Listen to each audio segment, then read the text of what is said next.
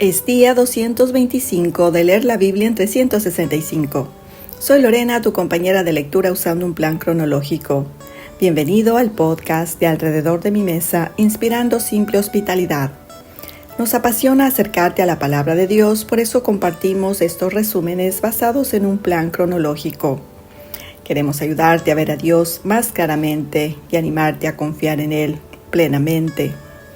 Apreciamos que aprecies nuestro ministerio. Gracias por darnos un like, suscribirte y compartir con alguien hoy. ¿Quién es un líder que nunca falla?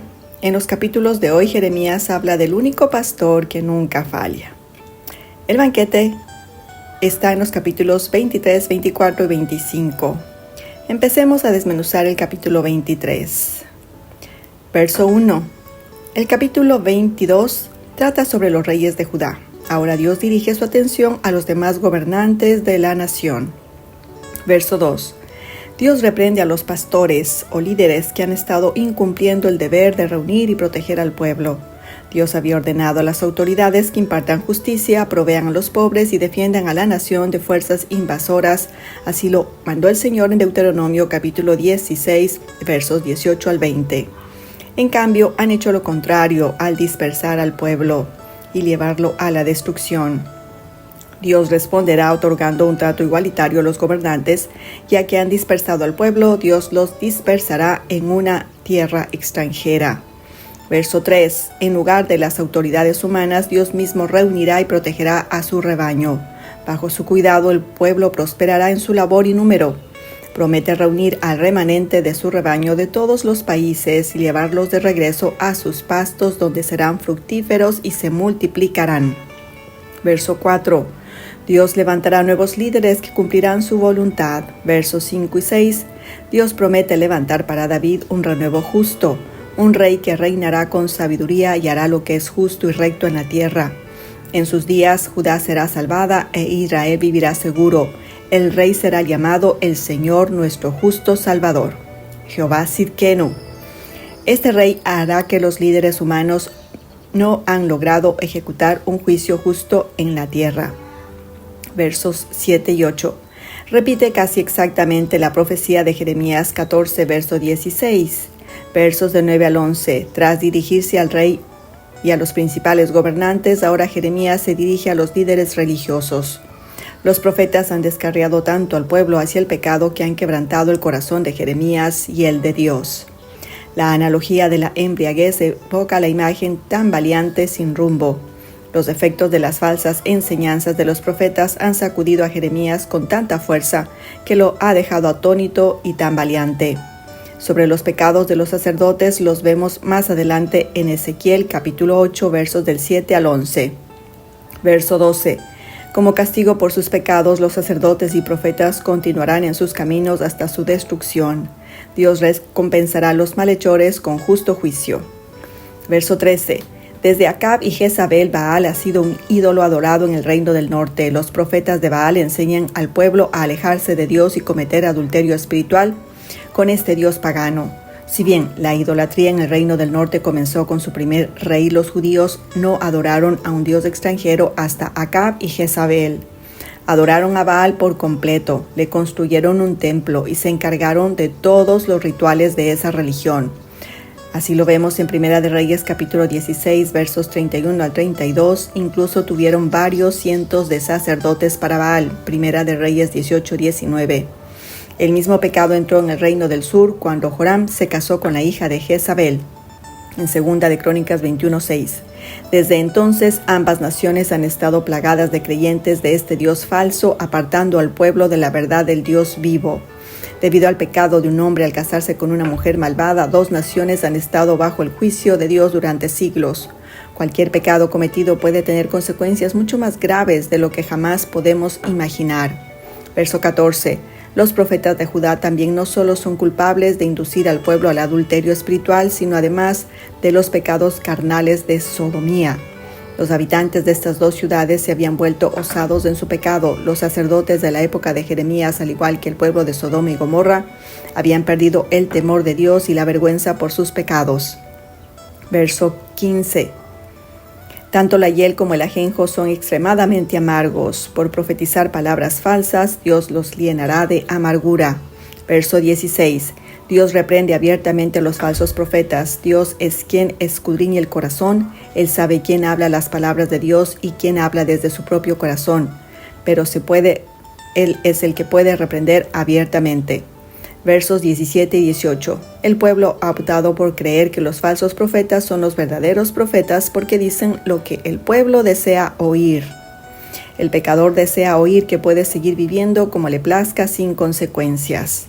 Están tan llenos de lujuria por sus propios caminos como para escuchar la verdadera voz de Dios. Versos del 19 al 25. Al elegir falsos profetas en lugar de la palabra de Dios, los malvados han provocado la ira divina. Estos profetas se han tomado la libertad de nombrarse y enviarse a sí mismos en lugar de buscar el llamado de Dios para sus vidas. Han declarado su propia unción y se han comportado como si Dios los hubiera llamado a profetizar. Aún si hubieran asumido su oficio de profeta falsamente, pero hubieran enseñado al pueblo las verdades de la palabra de Dios, Dios los hubiera usado para eliminar el mal del pueblo. Desafortunadamente no lo hicieron. Por tanto, Dios le recuerda al pueblo y a los profetas que Él está cerca siempre viendo y escuchando lo que el hombre hace. Los malvados creen que pueden vivir como les plazca porque creen que Dios no puede verlos. Creen que está muy lejos de los asuntos humanos y por lo tanto se contenta con algunas oraciones y sacrificios en lugar del requisito real de la aprobación de Dios, que es la fe y la obediencia. Versos 26 y 27. Siendo Dios un Dios cercano, Dios ve toda la maldad de los profetas y se pregunta ¿cuánto tiempo durará esta idolatría con Baal? Versos 28 y 29, Dios compara sus palabras con las de los profetas. Las palabras humanas son como paja, livianas e inútiles. Las palabras de Dios, en cambio, son como el trigo delicioso y sustentador. Las palabras de Dios también son como fuego que quema todo lo que toca, y el martillo con la fuerza de romperlo endurecido. Incluso si uno ha construido un cimiento sólido por su propia voluntad, la palabra de Dios puede romperlo. Versos 20 al 32. Así que acusa a los falsos profetas de 3 cosas: quitar las palabras de Dios del corazón del pueblo, darles nuevas palabras con el pretexto de que provienen del Señor, y compartir visiones proféticas que no son de Dios. Versos 33 al 40. Aunque los sacerdotes han enseñado falsamente y los profetas han profetizado falsamente, el pueblo también tiene la culpa. Dios dice que todos han pervertido sus palabras. Dios ordenó que los padres enseñaran a sus hijos todas las leyes de Moisés y las palabras de los profetas. Si este mandamiento se hubiera cumplido, el pueblo habría podido reconocer las falsas enseñanzas y por lo tanto reprender a los sacerdotes y profetas por desviarse de los mandamientos de Dios. Dado que el pueblo mismo ha optado por aceptar las mentiras en lugar de buscar la verdad de la palabra de Dios, Dios ya no los castigará, sino que los condenará a su deseo de permitirles inventar sus propias profecías. Los falsos profetas han alterado y añadido activamente los mandamientos de Dios para extraviar a la gente. Dios traerá sobre ellos un reproche eterno. Desmenucemos juntos el capítulo 24, verso 1. Esta visión llegó después de una tremenda humillación. Sería como ver la bandera china ondear en cada asta de la capital de nuestra nación. Babilonia se llevó a los funcionarios, desmantelando al gobierno de Judá. Tomó a los artesanos, decapitando esencialmente el comercio y la industria. Los babilonios se llevaron a las personas que les eran útiles, por tanto, a los que eran esenciales en Judá. Verso 2. La visión contiene 2 canastas de higos, una buena y otra mala. Verso 3. Muy parecido a la primera visión que Jeremías recibió, Dios le envía una visión y luego conversa con él sobre lo que ve. Así lo leímos en Jeremías 1:11. Versos 4 y 5, Dios explica la visión: tan hermosos y maduros como los higos, buenos así será el remanente en Babilonia. Dios dice que esta deportación es en realidad para su bien. Los pecados del pueblo han contaminado la tierra y ahora Dios tendrá que purificarla antes de poder bendecirla de nuevo. Verso 6, cuando Dios termine de purificar la tierra del pecado, traerá al remanente de regreso a la tierra prometida. Dios mismo las plantará y no los arrancará. Esta es una promesa de restauración completa. Verso 7. El fruto está maduro de adentro hacia afuera. Así es el remanente de los judíos, será hermoso de adentro hacia afuera, porque volverá su corazón a Dios. Dios honrará la dedicación de sus corazones al reclamarlos como suyos. Verso 8 y 9. A diferencia del buen fruto, aquellos que no sean llevados en la primera deportación se pudrirán por sus pecados. Ellos también serán deportados por el rey de Babilonia, pero esta vez para su propio perjuicio. Donde quiera que vayan serán perseguidos. Esto se explica por el hecho de que la primera deportación fue el botín de la conquista de la nación, pero la segunda deportación ocurre como resultado de la rebelión de Sedequías contra el rey de Babilonia. Verso 10.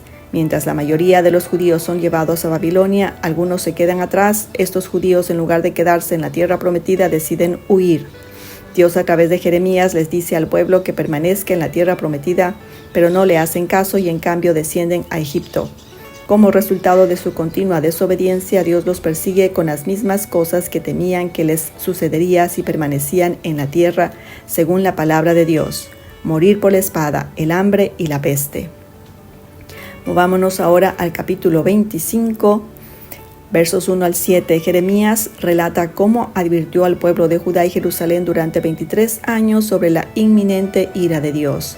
A pesar de estas advertencias, no escucharon y continuaron con sus caminos idólatras. Versos del 8 al 14. Dios a través de Jeremías anuncia castigo inminente, 70 años de cautiverio en Babilonia bajo el reinado de Nabucodonosor, debido a su persistente desobediencia y negativa de obedecer la palabra de Dios. Versos 15 al 29. El pueblo de Judá no es el único que enfrenta juicio de Dios. Dios presenta una copa simbólica llena de su ira, destinada a ser bebida por todas las naciones, comenzando por Jerusalén. Esta copa simboliza el castigo inevitable por el pecado. Versos 30 al 38. La profecía se extiende más allá de Judá y Jerusalén. La ira de Dios se sentirá en todo el mundo, lo que ilustra las profundas y trascendentales consecuencias del pecado. Hasta aquí nuestro resumen de hoy. Repasemos por unos momentos los actos y acciones de Dios revelados en los textos de hoy. Dios condena a los profetas falsos y líderes corruptos y a la vez ofrece restauración esperanzadora mediante un futuro rey justo del linaje de David. Se refiere al Señor Jesucristo. Él gobernará con justicia y restaurará al pueblo de Dios. Declara que su palabra es como fuego y martillo que destruye la mentira. Advierte que el juicio por 70 años de cautiverio en Babilonia es inevitable por la rebelión de Judá y las naciones.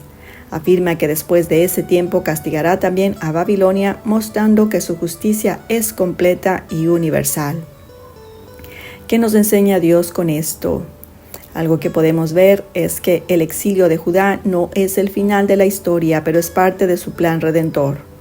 Dios muestra que Él es justo y misericordioso a la vez. Usa el exilio para purificar a su pueblo.